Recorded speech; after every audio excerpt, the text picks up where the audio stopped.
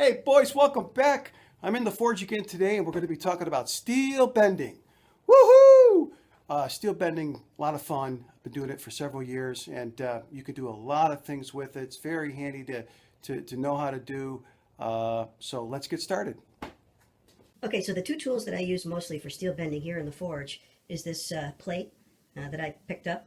I picked up a 3/4 inch steel plate from Logan Steel in their bargain bin and drilled some holes in it when I came home.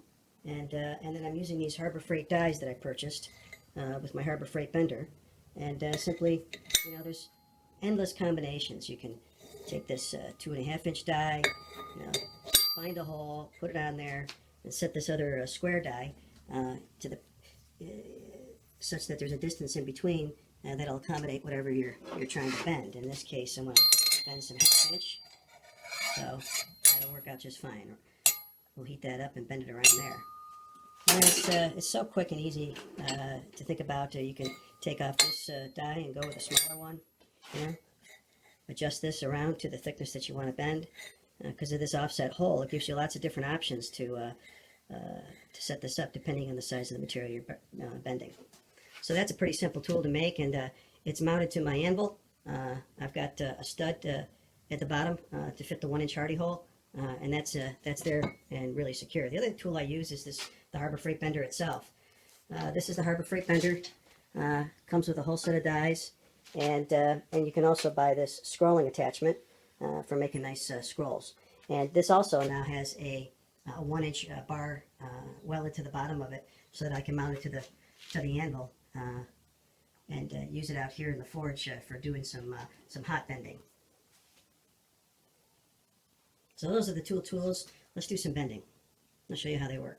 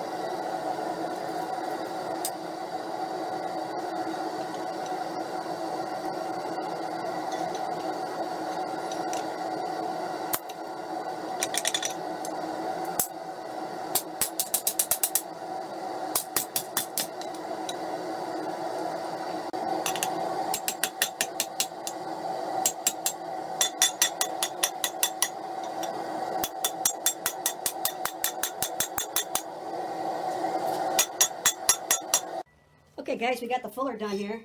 This is a fuller I use with the power hammer. And what I'm using that for recently is, if you take this 1-inch bar stock, it's mild steel, and I'll put it in there like this. I'll have this as a handle, and I will go into the power hammer like this, have the power hammer hammer down on this edge. And while this is hot, this is cold, and what it does is it fullers out that 1-inch bar and puts a crimp in it. You see this crimp right here on both sides evenly, and that forms the basis for these little guys. It starts to shape the head, and then you punch the eyes and put in the mouth, chisel in the mouth and the nose.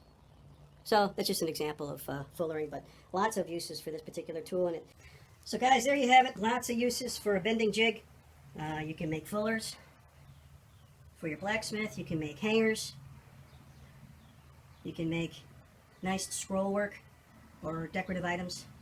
Signs is an example. You can make S-hooks for hanging things. You can make these little round circles out of some flat stock, and those can be used with your tongs to hold them together while you're hammering, so you don't always have to hold them so tight. Hey guys, thanks for watching. Thanks for joining, and I wish you all the best in your steel bending endeavors, and we'll be back again here soon. Take care, guys. Bye.